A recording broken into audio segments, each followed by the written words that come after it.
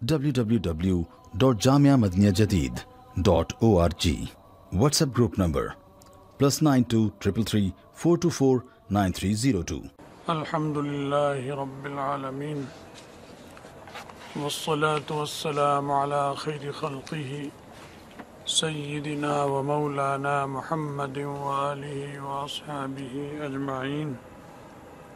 اما بعد، حضرت عائشہ صدیقہ رضی اللہ تعالی عنہ فرماتی ہیں کہ آقا نامدار صلی اللہ علیہ وسلم نے ارشاد فرمایا ہے، الدنیا دار من لا دار لہ، یہ دنیا گھر ہے اس کا جس کا کوئی گھر نہ ہو.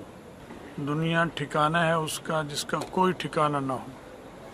تو مطلب یہ ہے کہ جس نے دنیا کو دارالاقامہ بنا لیا کہ اس میں میں نے ٹھہرنا ہے، رہنا ہے ہمیشہ، کہ یہ اقامت کی جگہ ہے، تو وہ ایسا ہی ہے جیسے اس کا گھر ہے ہی نہیں، کیونکہ وہ منتقل ہو جائے گا، یہاں سے چلا جائے گا.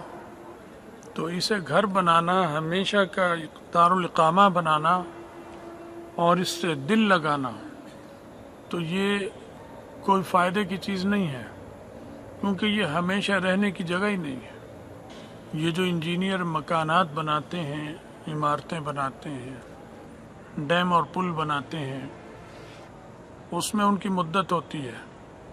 پل بنائیں گے اور قلعہ بنائیں گے 500 سال کے لیے، کہ یہ 500 سال چل سکے یہ قلعہ. یہ پل 100 سال اور 150 سال 200 سال چل سکے. لیکن وہ انجینئر جب آپ کا کوئی گھر کا نقشہ بنائے گا، آپ نے کہا مجھے گھر بنانا ہے، نقشہ بناؤ، اپنے گاؤں میں بنانا ہے، لاہور میں بنانا ہے، ماڈل ٹاؤن ڈیفنس میں، گلبرگ میں بنانا ہے، تو وہ 500 سال کا نہیں بنائے گا. وہ 100 سال، زیادہ سے زیادہ 30 سال 40 سال، حد 100 سال کے لیے بنائے گا. تو ہمیشہ کے لیے اس گھر کو وہ بھی نہیں بناتا، انجینئر بھی نہیں بناتا. اور وہ یہ کہتا ہے کہ آپ اتنا پیسہ لگا کر اتنا بڑا بنائیں گے، کل کو کوئی حکومت کا ایسا منصوبہ آ گیا جس کی وجہ سے یہ ساری عمارتیں توڑنی پڑیں، تو آپ نے تو 500 سال کے لیے مکان بنایا ہے، 50 سال بعد حکومت کا کوئی منصوبہ آ گیا تو وہ ٹوٹے گا بھی مشکل سے، لیکن توڑ دیں گے وہ پھر بھی اسے، کیونکہ انہوں نے یہاں پل گزارنا ہے، ڈیم بنانا ہے، بڑی سڑک بنانی ہے، سب اکھاڑ دیں گے. تو وہ بھی سمجھتے ہیں کہ یہ ہمیشہ کے لیے بنانا بیکار ہے. پل ہمیشہ کے لیے نہیں بنائیں گے، ڈیم بھی ہمیشہ کے لیے نہیں بنائیں گے. کہیں گے اگر ہم نے اسے ہمیشہ کے لیے بنایا، اتنا اس میں مواد لگایا کہ 5000 سال بھی نہ خراب ہو، اور 1000 سال بعد ہمیں ہی اس میں کچھ ترمیم کرنی پڑ گئی، اس کے شکل و صورت میں، اس کے ڈیزائن میں، تو جتنا اس کے بنانے پر خرچہ آ رہا ہے اس سے آدھا اس کے توڑنے پہ خرچہ آ جائے گا. پھر ٹوٹے گا ہی نہیں ہے. بڑی خاص مشین لانی پڑے گی. بم سے نہیں توڑ سکیں گے، بم سے توڑیں گے تو باقی جو آس پاس کی اور ہے وہ بھی ٹوٹے گا، جس کو توڑنا نہیں چاہتے تو مشینوں سے کاٹیں گے. وہ مشینیں بنائیں گے، مشینیں بنانی پڑتی ہیں انہیں پھر. تو رسول اللہ صلی اللہ علیہ وسلم کی جو بات ہے وہ بڑی تیر بہدف ہوتی ہے.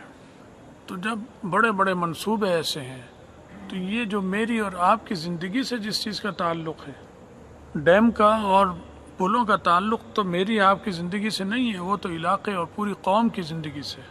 اس کا بھی انہیں پتہ ہے کہ قوم کی زندگی بھی پوری نہیں، کم ہے، تو 500 سال کا نہیں بنے گا، اتنے کا بن جائے گا. پھر دیکھیں گے دوبارہ، اس وقت کے انجینئر دیکھیں گے، اس وقت کی حکومت دیکھیں گے.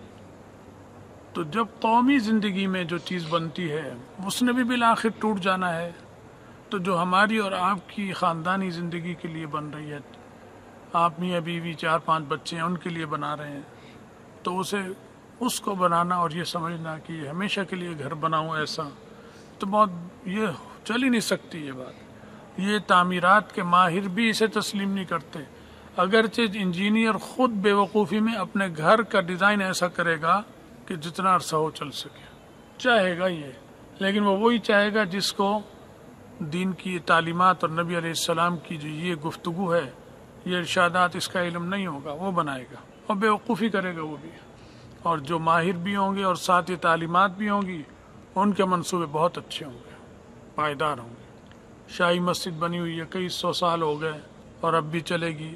دہلی کی شاہی مسجد بھی بنی ہوئی ہے، وہ قوموں کے لیے تھی، پورے ہندوستان پاکستان کے لیے وہ ٹھیک ہے بنائی گئی ایسی، لیکن آپ کا گھر اس طرح بنائے ہیں اتنا مضبوط تو سب برا بھلا کہیں گے، بے وقوف کہیں گے۔ ارشاد فرمایا دنیا گھر ہے اس کا، دنیا دار من لا دار لہ ومال من لا مال لہ، اور دنیا مال ہے اس آدمی کا جس کا کوئی مال نہیں، کیونکہ مال جو ہوتا ہے وہ تو ہوتا ہی خرچ کرنے کے لیے ہے، تو اس کو جمع کر لیا اور کر رہا ہے، تو ایسی چیز کو جمع کر رہا ہے جو خرچ کرنے کے لیے ہے، تو جو چیز خرچ کرنے کے لیے اسے جمع کرنا اپنی ترقی کو بھی روکے گا، کیونکہ اگر خرچ کرے گا تو یہ 1 لاکھ ہے تو یہ 1.5 لاکھ ہو جائے گا، 2 لاکھ ہو جائے گا، اور خرچ کرے گا وہ 3.5 لاکھ ہو جائے گا، اور اگر اسے جمع کرے گا تو وہ لاکھ ہی رہے گا اور کسی وقت ختم بھی ہو جائے گا۔ تو یہ ساری باتیں ایسی فرما رہے ہیں رسول اللہ صلی اللہ علیہ وسلم کہ جس سے اس کا ذہن اور دل جو ہے وہ اپنے اس کرۂ ارض کی ناپائیداری سے واقف ہو جائے۔ جب اس کی ناپائیداری سے واقف ہوگا تو ساری چیزوں کی ناپائیداری اس کے ذہن میں ہوگی، اور پھر جتنی ضرورت ہوگی اس ضرورت کے مطابق منصوبے بنائیں گے، اس کے مطابق کام کریں۔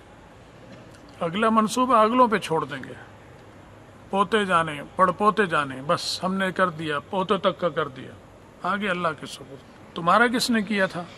تم جو اب پوتوں کی اور سکڑ پوتوں کی کر رہے ہو، تو کیا تمہارے سکڑ دادا یا دادا نے ایسا کیا تھا تمہارے لیے؟ لیکن تمہیں مل گیا مال اتنا، اللہ نے دے دیا کہ تم بنا رہے ہو، تو معلوم ہوا دادا دادا سکڑ دادا کا مال پر کوئی وہ نہیں، اللہ ہی کی چیز ہے، وہ جسے جتنا چاہتا ہے جب چاہتا ہے دیتا ہے، جب چاہتا ہے لے لیتا ہے۔ تو یہ ارشاد فرمایا وَلَهَا يَجْمَعُ مَن لَا عَقْلَ لَهُ، اور اس دنیا کے لیے مال وہ شخص جمع کرتا ہے جس میں کوئی عقل ہی نہیں ہے۔ دنیاوی ماہرین، امریکی ماہرین، روس کے، چین کے، جاپان کے ماہرین تو کہیں گے جمع کرو، جمع کرتے رہو، جمع کرتے رہو، لیکن اسلام کہتا نہیں، فائدہ کوئی نہیں، کیونکہ جمع کرنے کے لیے ہے ہی نہیں، یہ چلانے گردش کرنے کے لیے ہے۔ اس کو جمع کرنا یہ انتہائی حماقت ہے، بے وقوف آدمی ہے، اور یہ گھمانا اس کا کام نہیں ہے، سب کا کام ہے، اس کا بھی ہے اور اس کے رشتہ داروں کا، اس کے بہن بھائیوں کا، اس کے بیٹوں کا، اولادوں کا، بیٹیوں کا، وہ سب اس مال کو گھمائیں، چلائیں، جمع نہ کریں۔ جتنا چلائیں گے، گھمائیں گے اس کو، اتنی ترقی ہوگی، اتنا یہ بڑھ جائے گا۔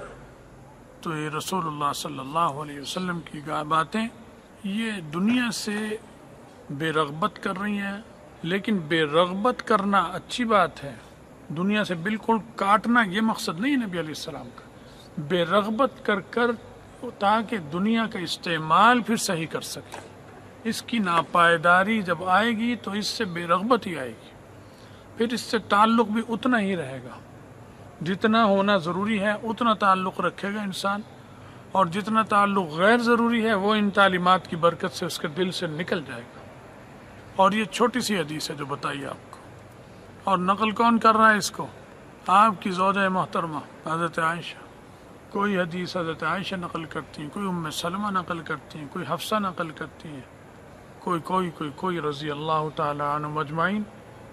تو سب کی تربیت کر رہے ہیں نبی علیہ السلام، یہ انہیں بتا رہے ہیں جن کے بارے میں انسان کا دل چاہتا ہے کہ اس کے پاس مال رہے، جانے سے پہلے چاہتا ہے مال زیادہ ہو، میری بیوی بھی تاکہ میرے بعد مضبوط رہے، میرے بچوں کے پاس بھی مال ہو تاکہ مضبوط رہے، لیکن اپنے ہی بھی بچوں کو بے رغبت کر رہے ہیں۔ گھر سے تعلیم شروع کی نبی علیہ السلام نے، گھر سے تعلیم شروع، یہ نہیں کہ باہر کی کسی عورت کو بتا رہے ہیں اور ازواج کو نہیں بتا رہے اور ان کے لیے مال جمع کر کے دے رہے ہیں کہ لو یہ تم سنبھال کے رکھنا، کام آئے گا، اور دوسروں کو یہ تعلیم دی، ایسا نہیں ہے۔ گھر سے تعلیم شروع کی، گھر سے ذہن سازی، قلب سازی شروع کی ہے، ان کا دل کی اصلاح، ان کے قلب کی اصلاح گھر سے شروع کر رہے ہیں۔ اسی لیے اس کا اثر ہوتا تھا، صحابہ پہ اس کا اثر آیا، کیونکہ جو تعلیم دے رہا ہے وہ بہت مخلص تھا، بہت اعلیٰ درجے کا، اتنے درجے کا، اتنا اعلیٰ درجے کا کہ اس سے اوپر کوئی درجہ نہیں ہے اخلاص کا، نبی کا قلب۔ تو اس کا اثر پھر ازواج پر بھی ہوا، آپ کے عزیز و اقارب پر بھی ہوا، صحابہ اکرام پر بھی ہوا۔ رضوان اللہ تعالی عنہم اجمعین۔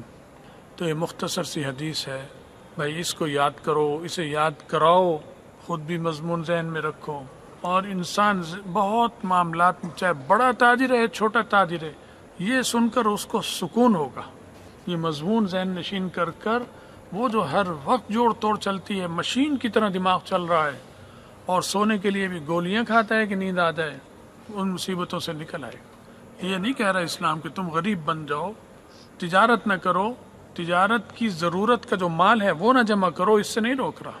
تو تاجر کو بھی سکون ہوگا، مالدار کو بھی سکون ہوگا، ملازم پیشہ کو بھی ہوگا، اور غریب کو بھی ہوگا۔ یہ سیکھنے کا فائدہ یہ ہے کہ ہر ایک کے لیے یہ تعلیم مرہم ہے، عقل کا جلا ہے، اور قلوب کے لیے نور ہے۔ اللہ تعالی ہمیں بھی، آپ کو، سب کو دین کی سمجھ بھی دے، اس پہ عمل کی توفیق بھی دے، اور دنیا کی بے رغبتی دے، اور آخرت کی طرف رغبت دے، کیونکہ وہ ہمیشہ رہنے والا گھر ہے، اس میں ہمیشہ رہے گا انسان، تو اس سے رغبت اچھی چیز ہے۔ جو ہے اس میں رغبت بری بات ہے، اس سے بے رغبتی اچھی چیز ہے۔ وآخر دعوانا ان الحمد للہ رب العالمین۔ بھائی، وہ کچھ لوگوں کی فوتگی ہوئی ہے، کچھ بیمار ہیں۔ مولانا مسعود میاں کی خوش دامن صاحبہ کی بھی حالت بہت خراب ہے، کراچی میں بیمار ہے، اسپتال میں داخل ہے۔ یہاں بھی کچھ لوگوں کی بیماری ہے، اس وقت نام ذہن میں نہیں رہتا، کچھ کی فوتگی ہوئی ہے، ان کے لیے بھی دعا کریں۔ مولانا فضل الرحمان صاحب کی بھی خوش دامن صاحبہ کی وفات ہوئی ہے، ان کے لیے بھی دعا کرو، سب کی مغفرت فرمائے، پسماندگان کو صبر دے، بیماروں کو شفا دے۔ دعائے قنوت کا کیا رہا معمول ہوا ہے؟ جی شروع ہے، جی شروع ہے جی، نمازوں میں بھی ہے؟ مغرب کے بعد بھی